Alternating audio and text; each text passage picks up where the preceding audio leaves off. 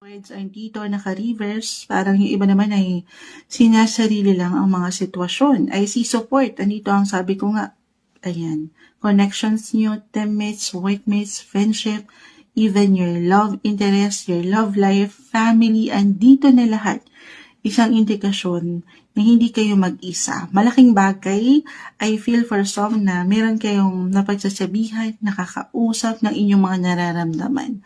Or yan talaga yung pwedeng umangat. Healing conversations, love, or sa ilang ganapan, life in general, tayo po yung general message. Okay, ganun yung energy, guys. Maybe a message lang din yung celebration na nakikita ko na hinga. Nang makahinga sa ilang isipin, may pagkapagod akong nakikita. So, yun na, baka may isa-celebrate talaga na connected din po sa trabaho or saan kayo kumikita.